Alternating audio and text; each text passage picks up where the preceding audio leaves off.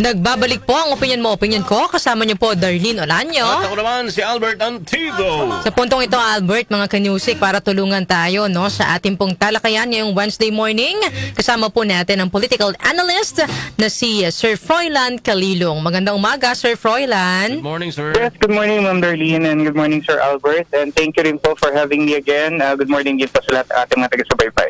Pinag-uusapan po namin ngayon si dating House Speaker Martin Romualdez, itong kanyang naging video message statement na inilabas kahapon, at ito ring kanyang hiling na makapunta ng Singapore para sa kanyang follow-up para sa angioplasty surgery. Pero bago natin pag-usapan yan, Sir Froilan, Prof, definition of terms muna tayo. Ano po ba ang pinagkaiba ng lookout bulletin sa travel ban? Kasi yung ombudsman, debatable topic po ito ngayon kasi between sa kampo po ni Congressman Romualdez saka ng Office of the Ombudsman. Yeah, basically, pag sinabi po kasi natin na travel ban, there is really that prohibition coming from the government, including other interagency mechanisms like the Bureau of Immigration as well as the DFA, na hindi talaga palabasin ng bansa ang isang tao, lalong-lalo na kung mayroong nakabinding kaso at kung mas lalo na kung yung kaso na to ay meron na talagang finality, So the lookout order is quite different in terms of gravity. Hindi siya ganoon ka kabigat, So wala man talagang mga interagency mechanisms involved, pero nandoon yung perception na ibinibigay na meron siyang maaring kinasasangkutan o kinakadawitan na kaso, at kung kaya medyo inaalerto yung ibang mga otoridad regarding his possible we call it fleeing the country. So that's the connotation pagka sinabi nating meron tayo talagang lookout order. Pero kahit may lookout order ang isang tao, Prof. Froilan, ibig sabihin nito, banabantayan lang siya ng BIA yung galaw niya, kung saan siya pupunta na ibang bansa ba or ibang panig ng Pilipinas, pero hindi siya pwedeng harangin na lumabas ng bansa. Tama po ba, Prof? Tama po yan. Basically, yung pagmamanman, kasi ordinarily tayo, whenever we travel, walang mga inaalerto na mga iba't ibang mga sangay ng pamahalaan at iba-ibang mga authorities to actually know our whereabouts, to actually understand or undermine kung saan talaga tayo pupunta. Pero kapag mayroon kasing lookout bulletin, talagang mayroon kumbaga may pagmamasid na nangyayari o nagaganap. Correct. Yes. Oo. So ibig sabihin, Prof, kung matutuloy yung pag-alis ni Congressman Romualdez sa puntang Singapore, so walang pipigil talaga sa kanya kasi wala pa rin namang kaso na naisasampa laban sa kanya.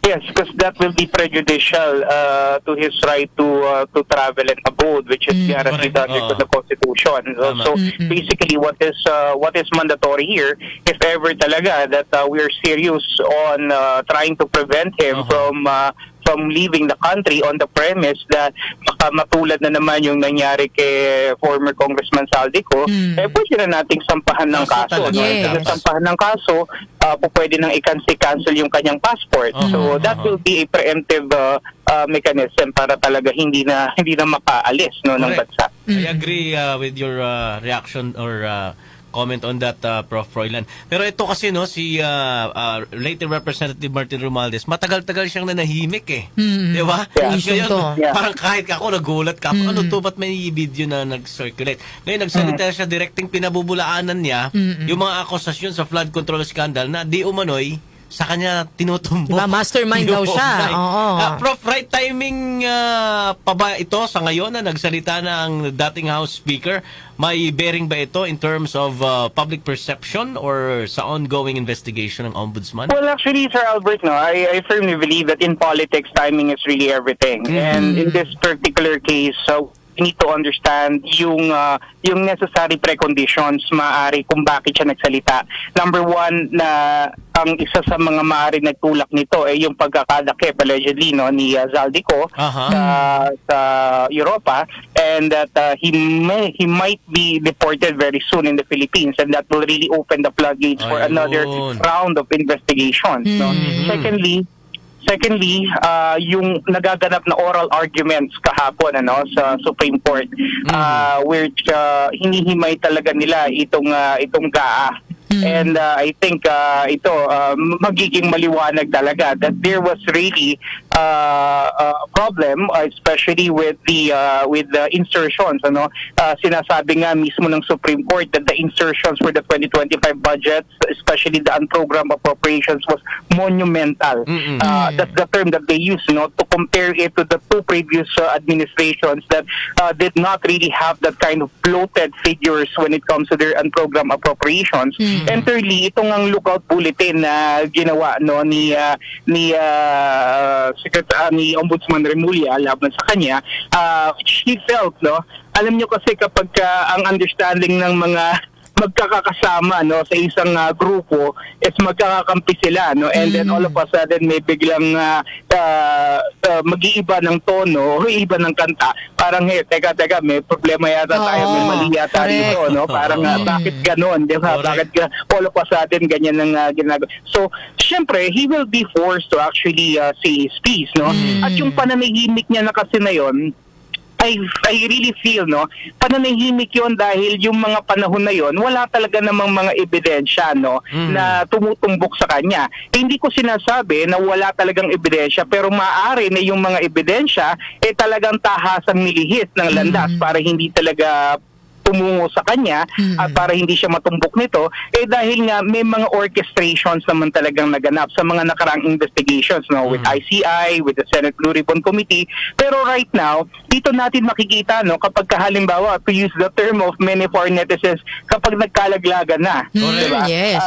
Ano na ang mangyayari, will the evidence now point to him? Because wala nang pagtatakip na magaganap, diba? So, I think maliwanag yung binanggit ni Speaker Romualdez kahapon na it's not just him, there's the command responsibility, and he is giving allusions to the chief executive, and I think there is already a break in the alliance, in this case, and this may precipitate into something deeper as the days will go by. Yun yung pinag-uusapan namin kanina, Prof. Roylan. Parang may ini-insinuate siya na someone, 'di ba? Hindi siya yung mastermind, pero sino? 'Di ba? Parang may gusto siyang itumbukin na hindi niya palang tinutumbok dun sa kanyang message, Prof.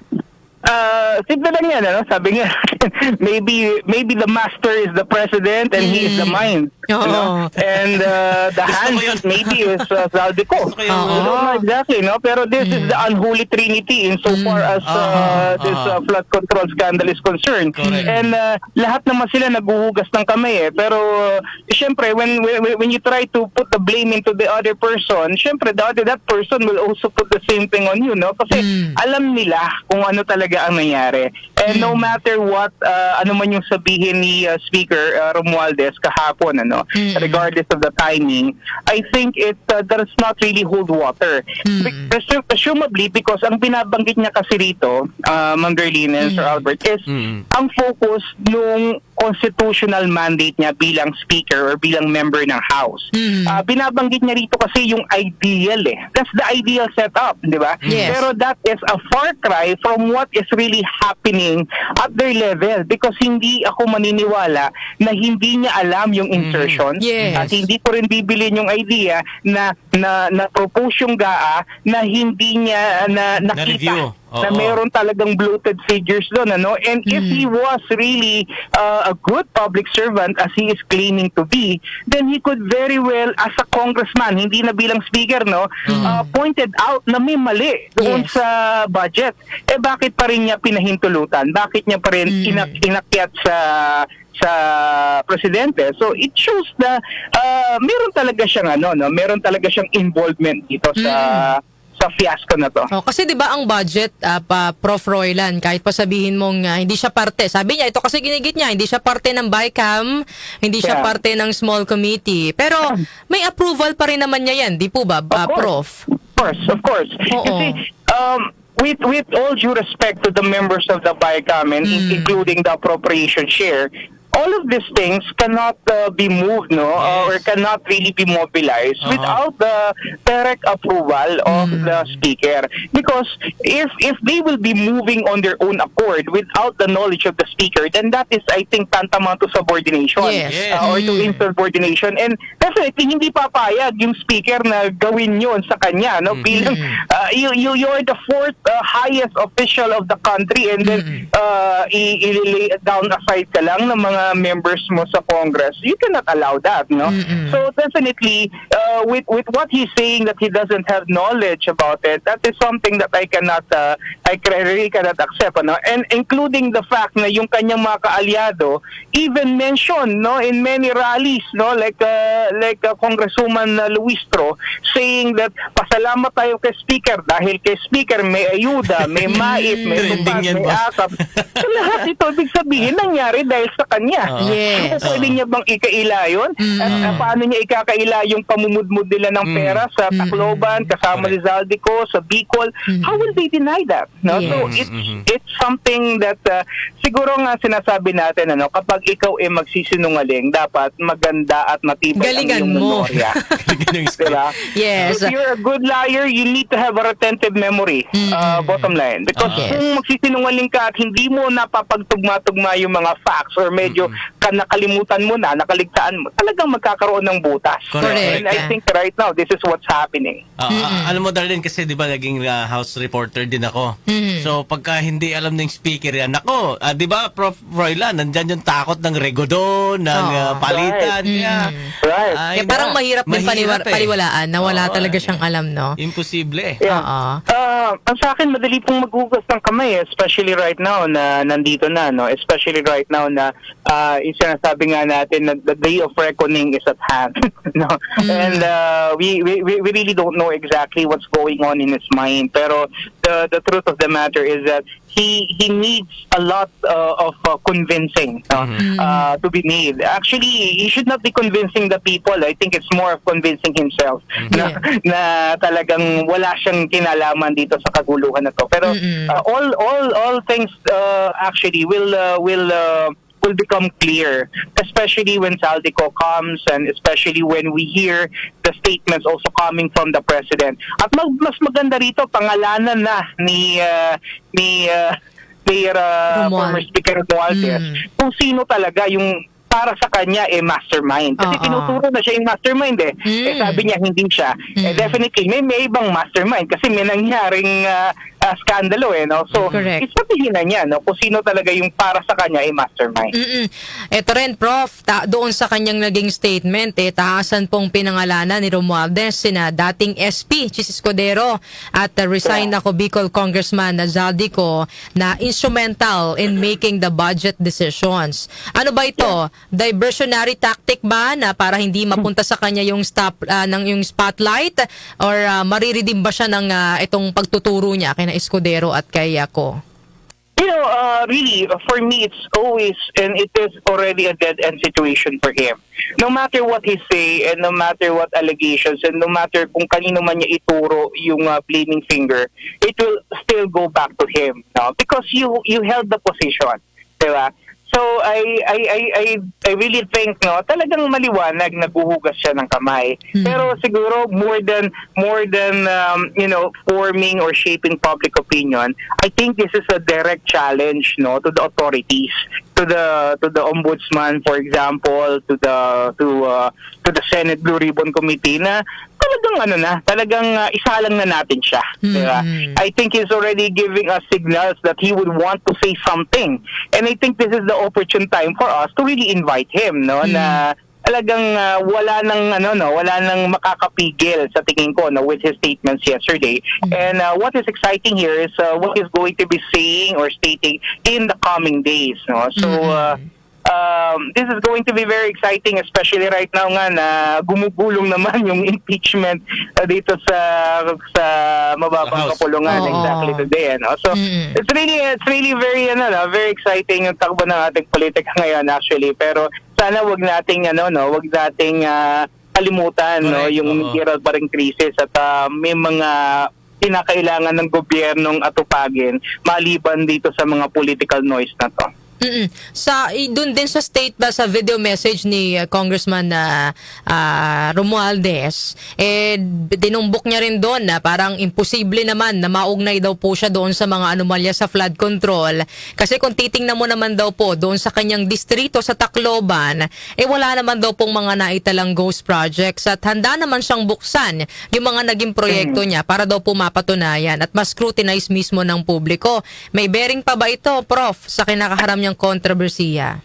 Well, alam niyo po kasi, plain and simple, Martin Romualdez is not an idiot by any means.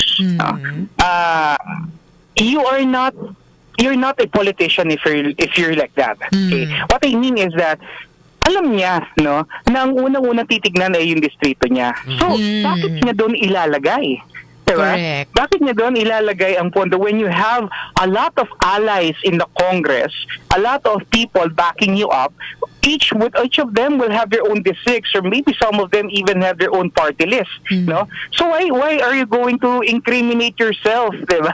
When in fact you could do it the easier way around. So kaya nga yung paper trail mahalagang makita, no? And I think the only way by which we could shed light on this is kapag yung mga congressmen na nakitaan natin ng mga bloated unprogrammed appropriations at insertions sa kanilang mga distrito at kapag yan nasampa ng kaso, magsasalita yan. O sino ang nagbigay ng pahintulot? Sino ang nagsabi na dito nyo ilagay yan? Ganito, ganyan. And then, again, doon magkakaalaman kung totoo nga yung sabi ni former Speaker Martin Romualdez na talagang hindi niya nilagyan ang Tacloban. Totoo naman yun, hindi talaga niya nilagyan ng Tacloban. Pero hindi nangangahulugan na wala siyang nilagay sa ibang distrito. May nagsabi tuloy dito na comment, Prof. Dati ay bigayan, ngayon laglagan. Oo naman, parang naglalaglagan na sila. Kanina, Darlene, pinag-uusapan natin, in fact, flash natin sa ating live, yung tinagurian na Senate Minority Report ni Senator Marcoleta, no, na hindi pinansin naman itong kampo ni Senator Lacson. At ngayong nai-issue bilang allegedly mastermind si Representative Martin Romualdez na halos kaparehas, Darlene, ng naturang findings. Nagkakahulugan ba ito, Prof, na tama sana ang binabagtas na direksyon ng Senate hearings under the leadership of Senator Marcoleta? To emphasize lang na di natin sinabing may resolution na ang issue, no? Yes. To me, when the Senate leadership and the committee leadership of the Senate Blue Ribbon Committee was changed from Senator Marcoleta to Senator Panfilo Lacson, I already lost trust and confidence with the Senate Blue Ribbon Committee and its proceedings, for the very simple notion that it's glaring. At least the idea or the concept that the speaker is actually involved here is there, but the speaker, itong si Senator Lacson did not even bother, to invite him. At sinasabi nga niya may parliamentary, interparliamentary courtesy na umiiral between the two chambers, at hindi niya kayang imbitahan si former Speaker Martin Romualdez. But then again, this is a very big case, a magnitude of a case like this. Kailangan iset aside mo na yung mga long-held traditions yun na yan, para talaga pagbigyang daan kung ano ba talaga yung katotohanan. And then, kung naimbitahan sana si Romualdez, baka mas napaaga yung kanyang pagsasalita, or maaaring hindi rin naman dahil nung mga panahon na yon buong-buo pa rin yung kanilang script na walang kakanta, walang bibitaw hanggang sa huli. So we don't know exactly, pero sa akin this is going to be a problem for Panfilo Lacson right now, dahil the pressure will be mounting for him to really invite itong si House Speaker Martin Romualdez, and this may be a case of a tell-all, no? At dito, mahihirapan itong si Panfilo Lacson na ipulis yung situation. Remember, Panfilo Lacson is, I don't know what happened to him. Used to be a man of integrity. I don't know right now what happened to him, ano? Parang ang nangyayari ngayon, kapag may mga ebidensya at matutumbok na, stop. Recess tayo, suspend muna ang session. Lahat yan ginagawa niya para lamang hindi dumaloy yung investigation. And he is, instead of trying to make the people understand the truth, I think he is trying to deviate from the facts and make us, or lead us astray, no? Mas lalong nagumugulo yung sitwasyon kasi nga tinatakpan yung katotohanan. And I think with this pronouncements of Martin Romualdez, makikita natin somehow kung talagang merong bang decisiveness itong si Panfilo Lacson na talagang imbestigahan at malaman natin talagang punot dulo nito. Sino ba talaga ang mastermind? Sabi nga ng iba, Darlene, Prof, ano pang in-expect mo? Kalyado yan di ba? Nung tumakbong senador, di ba? Kaya hindi natin masasisi ang taong bayan na makapagsalita na ganyan. Mag-isip ng ganyan. Kasi parang nangyayari naman talaga. Yeah, Yes, anyway. actually, basta talaga merong connivance, maliwanag yan. May takipan, may orchestration, merong narrative. It all goes to show na meron talagang pinagtatakpan, no? And hanggat may mga ganyang pangyayari, hindi natin talaga makikita ang katotohanan because they are the institution They control the agencies that are supposed to give us the truth. And if all these things, allegedly nga, kagaya ng sinasabi ng 18 Marines, nakatanggap na ng mga, alam na natin, mga mali-maleta, ito tinatawag nating maleta diplomacy, tapos na ang boxing, ika nga, no? So that's the sad reality. And we need to contend with that. Pero it's a good thing na may mga lone bright spots like this na bigla-biglang sumusulpot. At kumbaga nabubuhay yung ating pag-asa na malaman natin finally kung ano ba talaga ang katotohanan. Prof, kung ikaw yung tatanungin, mas pabor ka ba na itigil na itong mga investigation dyan sa Senate Blue Ribbon Committee at ipaubayan na lang sa judiciary? Or sa mga investigating body. Or mga quasi-judicial body na concerned agencies dito, Prof?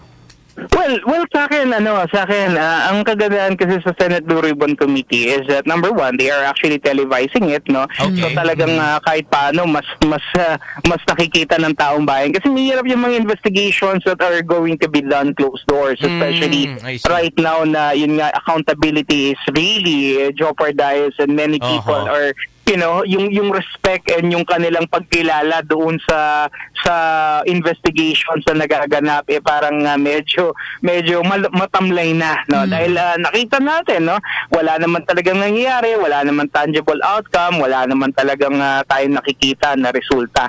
So maganda kung at least sa Senate Blue Ribbon Committee makikita natin kasi mahalaga kasi nakikita natin yung facial expressions, yung demeanor, yung mga actuations nila. Kasi it tells us a lot of things especially kapag halimbawa may sasabihin na yung isang testigo na magtitiin sa isang tao na kaalyado nila, anong gagawin nila, isususpend ba nila, things like this, ano? Yun naman ang kagandahan, maganda sana na ituloy natin, pero gawing talagang impartial, makatotohanan. And the only way by which we could do this probably is if we change Panfilo Lacson, bring in back Marcoleta, because the investigation during that time was very much more desirable compared to what we're having right now, no? So tapos magagawa na siya ng partial report niya, ilang lang senador yung naniniwala dun sa kanyang report, ano? So I think we need to investigate further.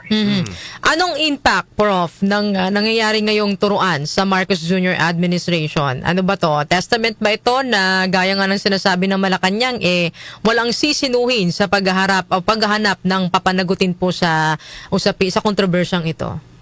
Well, tama yun, ano? But the problem is, what if the buck ends in Malacanang?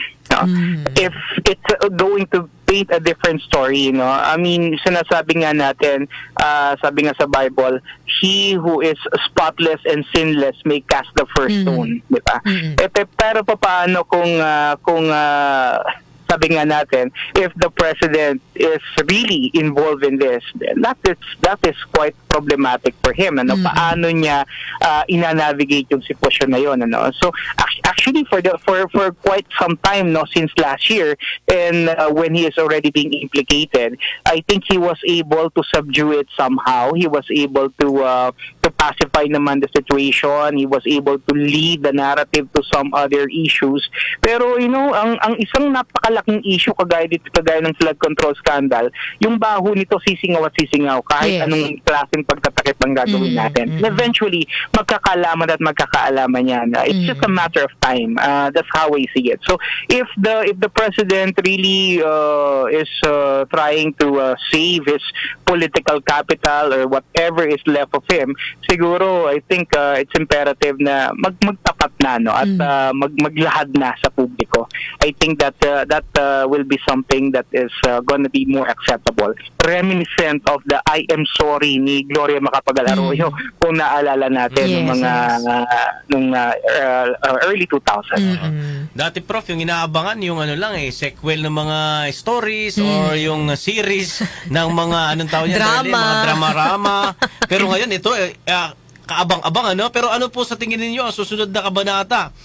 Prof, sakaling matuloy ang allegedly plunder case against Romualdez and Escudero. Well, if ever this will really proceed, no, we expect more daggers to be coming out from the mouth of the former speaker. I mean, good for us, because at least the public will be able to know, and we will be able to find out. Mas maganda nga lamang kung talagang itong mga paglalahad na to gagawin talaga under oath, no? At least alam natin na meron talagang probity, no, at meron talagang weight or legal weight yung kanilang mga sasabihin. So, syempre kapag nagsabi itong nagbigkas ng pangalan itong si Martin Romualdez, kagaya nga ng sinabi na niya si Senator Chis Escudero, definitely we expect that Senator Chis Escudero will be coming up with statements of his own, which actually he did, no? Several months ago, he already named Martin Romualdez. So maybe this is just a retaliation on the part of Martin Romualdez. Pero I think Senator Chis Escudero will be coming out with a statement of his own in the coming days. And then hopefully Saldico will be coming back already, and then we'll get the ball rolling, and hopefully, we'll see who is really the mastermind. Ang alam ko naman dito, mayroon naman talagang kumaga perception ng ating mga kababayan kung sino ba talaga. Ang mangyayari lamang sa investigations nito, it's a validation. Confirming. Of what we already think. Confirmatory na lang talaga kung sino ba talaga yung mastermind. Pero na nasa agam-agam natin, alam naman natin, nabuo na naman yung perception a long time ago.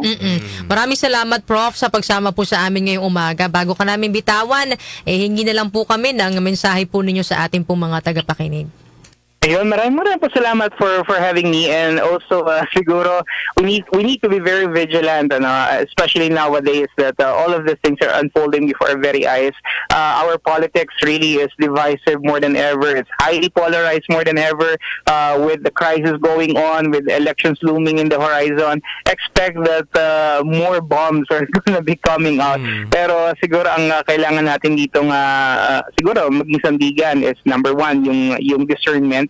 Ano ba talaga yung katotohanan at yun naman na talagang nais nating malaman dito, no? It's all a quest for accountability and justice, and yun naman ang dapat nating ibigay sa taong bayan na nangangailangan nito dahil sila ay pinagnakawan. Of course. Maraming salamat, Prof, sa pagsama po sa amin ngayong umaga na ito. Maraming salamat, mabuhay po kayo. Prof. Froilan Calilong, PhD, political analyst. Alam mo, darling, kung sino man susunod na presidente, sayang pag di nyo kinuhang spokesperson to si Prof. Froilan. Talagang makikinig ka, no? Matalino yung kanyang mga reaksyon dito sa ating mga katanungan ngayong araw na ito ng Wednesday. Tama si Prof, no? Meron na tayong nakikita na posible, ito naman talaga yung mastermind. Pero, syempre, kailangan dumaan sa due process, di ba? Kailangan natin ng talagang ebidensya na siya talaga. Hindi naman pwedeng wala tayong backup na mambintang ka lang ng mambintang. Pero yan, alam naman na natin, hindi naman po bulag yung taong bayan para hindi nila makita kung sino talaga yung mga involved dito.